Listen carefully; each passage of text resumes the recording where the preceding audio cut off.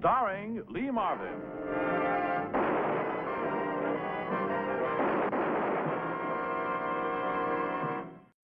Thank you. Thank you. Come in again.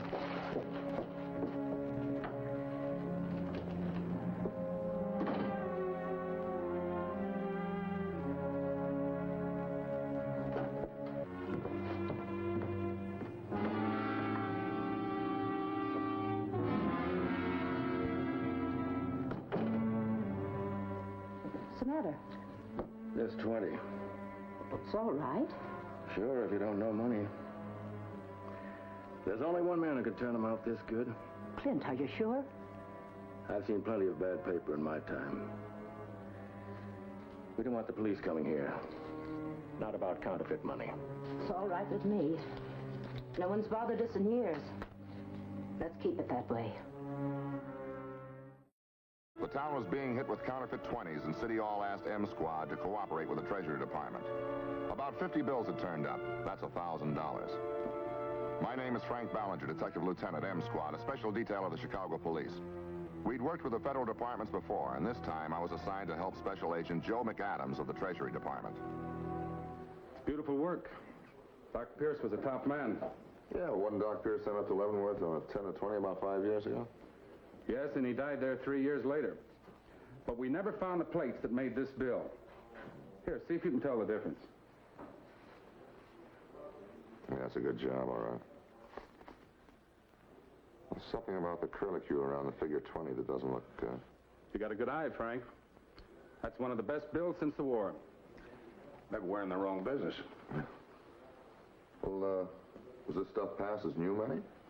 No, the lab says they've been aged recently. Rubbed with dirt and ashes. Well, any leads to the dirt or ashes? Oh, they could be found anywhere. Factory, shop, floor of some store. It's a lot of help. What we want is the king pusher and the plates.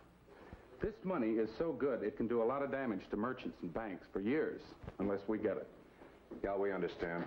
If you get anything, Frank, don't move in, huh? Yeah. Coordinate with McAdams. Ballinger. Oh, yeah. What's the address? Uh-huh. Okay, thanks. Well, this one's for you. 2-year bills showed up at this bank at Castle and Halstead. I'll cover it. Oh, look, is it all right if I keep this for a while? Sure. Just don't get caught spending it. Almost won myself $20, huh? I went to see a man who lived near Bughouse Square. He could have been one of the country's greatest artists, but after 30 of his 65 years in various prisons, mostly for counterfeiting, Tom Booth had had enough. Now he was a night watchman. You flatter me, Frank, if you think I can do this kind of work still. Not with these hands.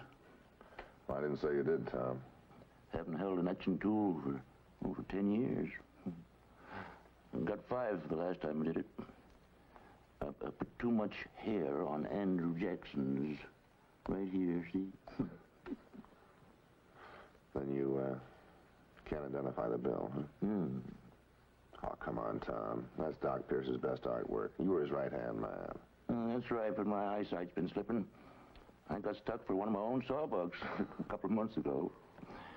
Must have been in circulation for 10 years. I guess some miser had it.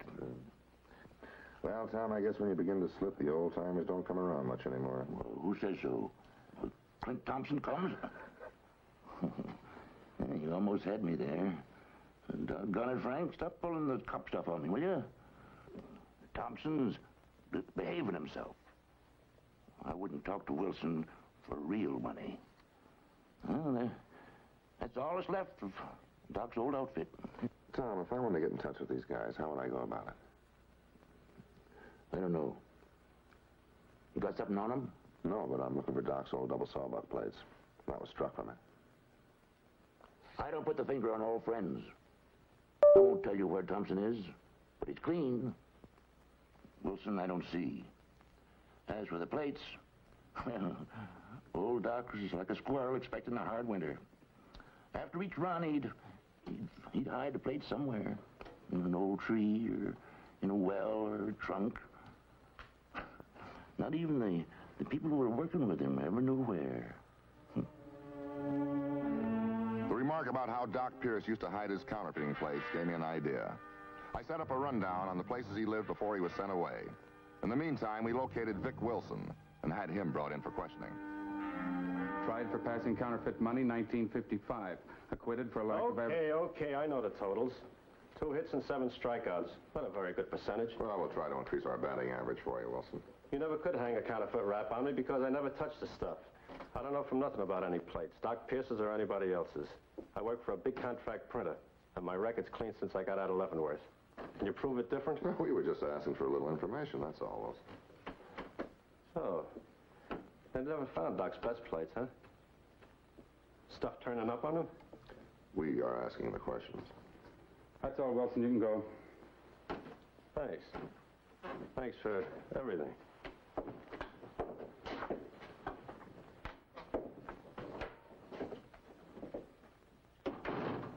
What do you think? I think he was really surprised. I also think that we planted a bee in his bonnet, and it's going to keep buzzing. So all we got to do is to watch him and see where he takes us.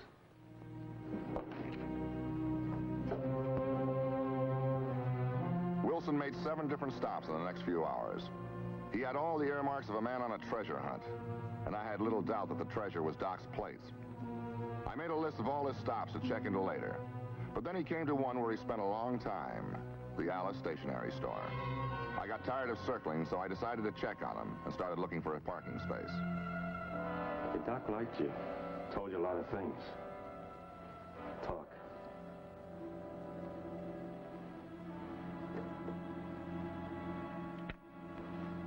Come on, talk.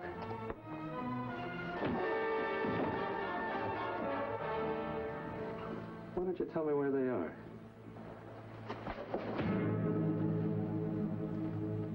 I'll have to take the place apart till I find out.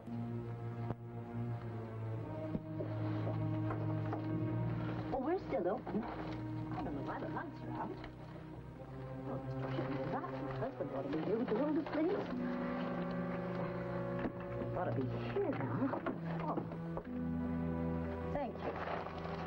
I can't understand it. I was only gone a few minutes. He ought to be here. Oh. What happened? Who did it? Why are you bleeding? Shall I call a doctor? Were you robbed, dear? Oh, are you all right, honey? There's nobody out back. The alley door was open. Clint, who did it? Clint? This is my husband, Clint Thompson. Well, Mr. Thompson, better get your hat and coat. We'll talk about this downtown. My husband hasn't done anything. Well, I certainly hope not. Won't you ever let him alone? Wilson was sure Doc had left the plates with me. What do I have to do to make you believe I'm leveling? Well, I guess Wilson doesn't have the plates. Yeah. Why didn't you report the woman with the phony 20? We told you. Yeah, 3 weeks later. And then you destroyed the bill. We burned it. We knew if we reported it, there would be questions and suspicions. We've been making out all right since Clint got out of prison. But if our customers find out about Clint's record... They won't find out if you're telling the truth. Look, you both know that destroying evidence is against the law. I told you about it. You wouldn't have known if we hadn't told you everything. Well, what about the woman who bought the child's coloring book? Is she a regular customer? No, we never saw her before or since. Could you describe her? Stupid of me. I just didn't notice. Just not very good at remembering people. And you couldn't remember a woman who stuck you with a phony 20? I know how it sounds. I was doing something else. I didn't pay her any attention. All right, you two can go now. Don't leave town, huh?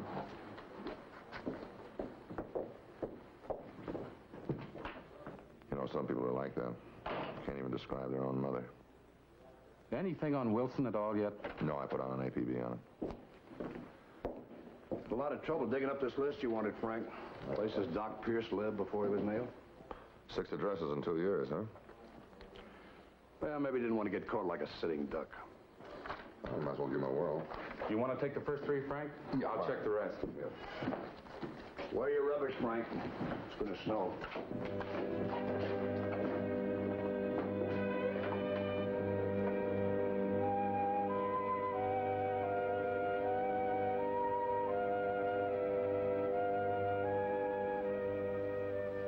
You just keep being a good little boy, and this time next year you'll be out there on your sled. Remember, it snows every single year. Daddy's going to keep your sled just like new, and before you know it, you'll be out there playing on your sled. Now I'll get Daddy so you can say goodnight to him. George! George? Honey, I'm putting Billy to bed. Now, you want to come up? I'm right in the middle of something. I'll be up in a minute. Well, try and hurry.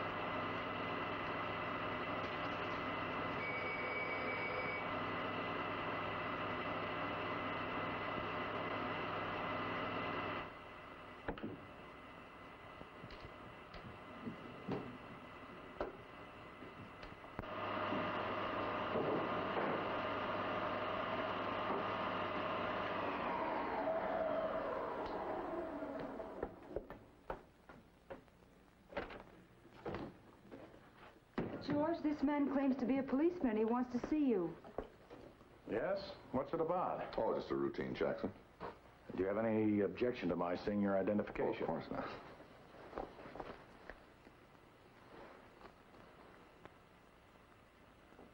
Suppose I call downtown and check on you. Please do.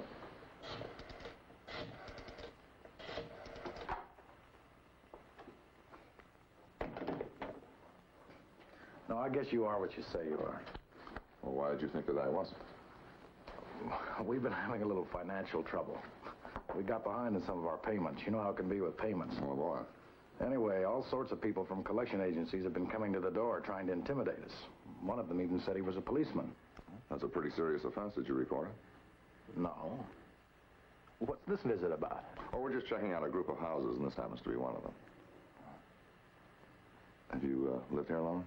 About 6 months. Do you own it? No, we rent it. If you don't mind my asking, Mr. Eastman, what's your occupation? I'm a sales executive. Oh, what was that whirring sound I heard? Well, on my own time, I'm a do-it-yourself guy. I've got a workshop down there. You didn't happen to know the people that had rented this place before you? No, we didn't, but I think the renting agency could tell you that. All right, fine. I'll inquire of that. All right, thank you very much for your cooperation. Really?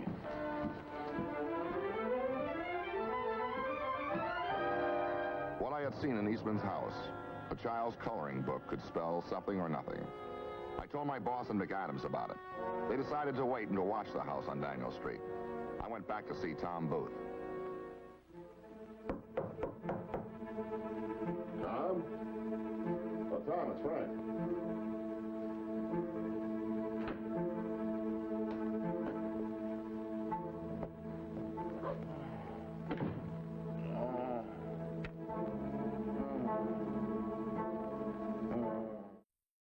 A telephone call got a city ambulance to Tom's place in a matter of minutes.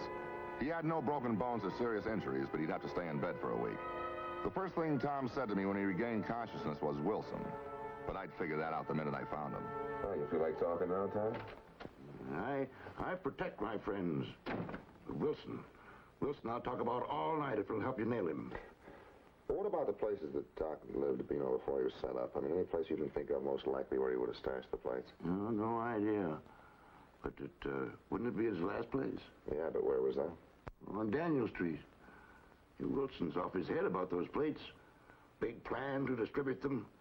He offered me a job in the operation if I tell him where the plates are. Yeah. Well, we got a job for him in Stateville Prison.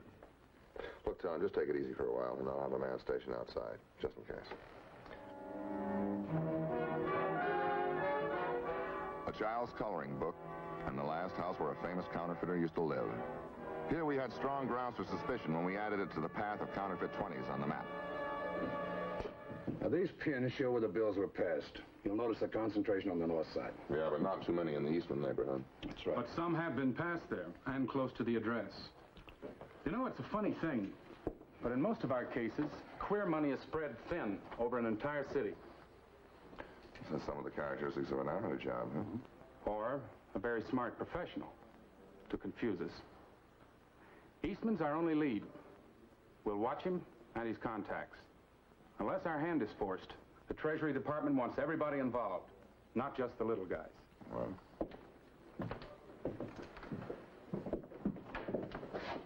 Oh, hello, Miss Thompson. Any luck? I think so. Were you able to identify the woman? This man drove me to a house on Daniel Street. A woman came out. She looked like the one that bought the child's coloring book. Well, to look like isn't really an identification. Well, we saw her in the market later, Oh. closer. Yes, I'd say she was the woman that gave me the 20. All right, thank you very much, Miss Thompson. Would you go with this man and make a signed statement, please? But what about Wilson? We don't want him coming back to beat up my husband Oh, again. don't worry. We have a man watching the store. Thank you.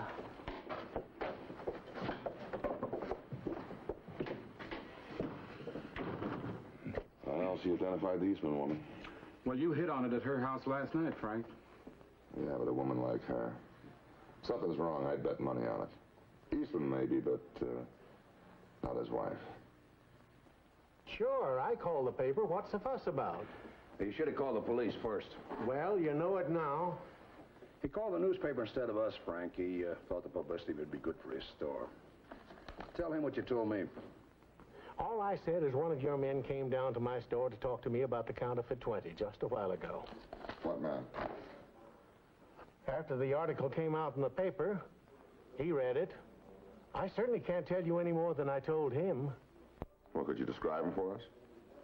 He said he was a cop, about 6'1", 175 pounds, black hair and brown eyes. Dick Wilson. Sounds like him, all right. Yeah, that's him. Is he a gangster or something? What did you tell him? He wanted to know if I remembered who'd given me the 20. I said, sure, it was Dr. Harris. But certainly Dr. Harris is not mixed up in any counterfeiting, is he? What about the doctor, Captain? Well, he's out of his office, Frank. His nurse hasn't been able to reach him. What's his address? 752 Carlton Way. You don't think that Wilson... Sure, Wilson's after those plates. When you come along with me, we'd like to have you give us a full statement. What, again? Yes, I will. Thank you. Hi, I'm Lieutenant Ballinger of the police department. Have you been in contact with the doctor yet? Yes, he's on his way back now. But I've already told the other policeman all about it. The other policeman? Yes. A man about 175 pounds, 6'1", black hair and brown eyes? Yes, that's What the did you one. tell him? Well, I don't understand. Did you tell him who gave the doctor the counterfeit bill? Well, in a way. You see, we don't take in much cash, so I happen to remember there were just 3 people who paid with $20 bills Wednesday. Well, I who gave are him they? Well, there's Mrs. Harold Quincy. She lives at Well, 14... who else? And then there's Mrs. George Eastman. Now, the Eastmans... Yeah, they live on, well, the other address is Mrs. James Powell. We'd been waiting to trap bigger game, but a hijacker had moved in on us. Wilson was a dangerous man. It was obvious that he didn't know Eastman if he was trying to locate whoever was passing the counterfeit money.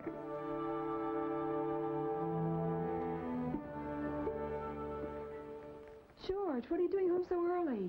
It's been a pretty slow day. Mostly just setting up appointments for the rest of the week. Oh, Billy just fell asleep. I was taking him in the bedroom. Well, here, let me do that.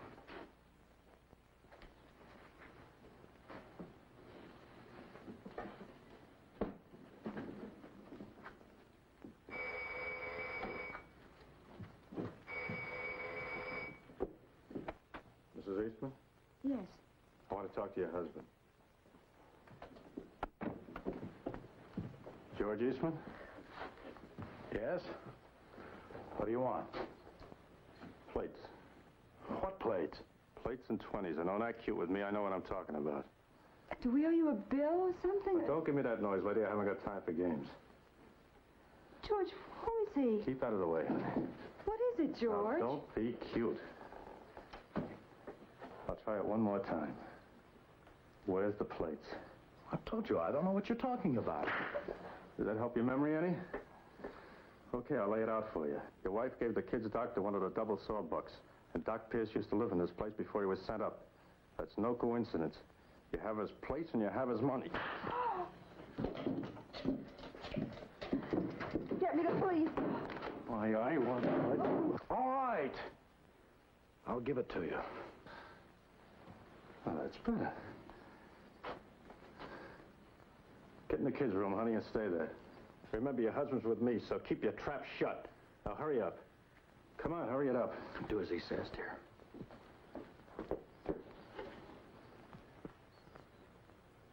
Now, show me. All right. They're downstairs in the cellar.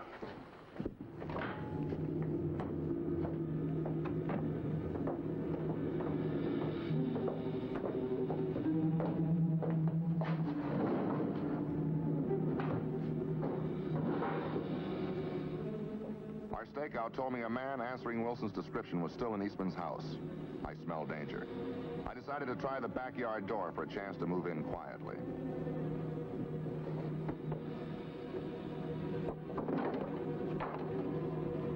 Not a bad day's work. Where's the place?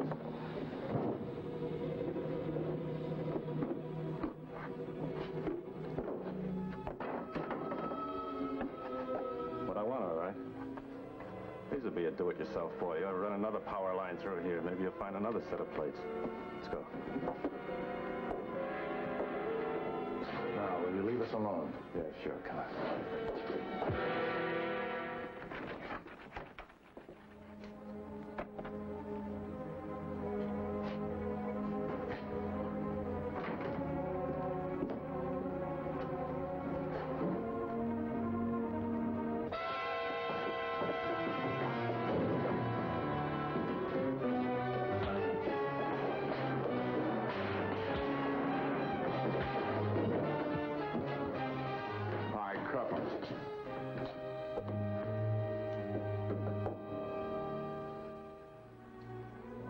Found the money in the wall, I never thought I'd really use it.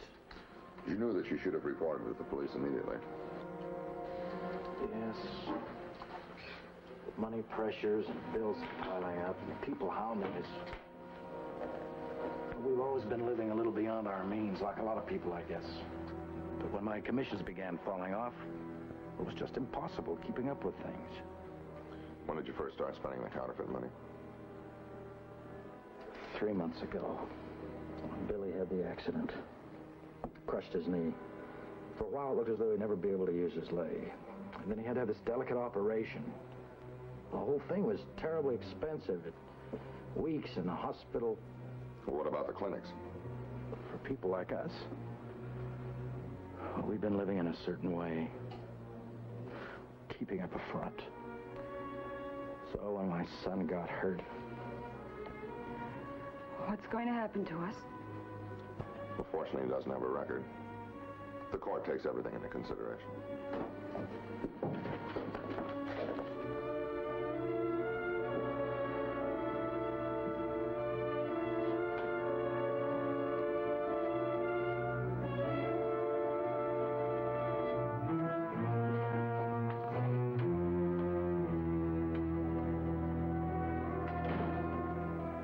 We had a counterfeiting ring, and it was only a little guy with domestic troubles.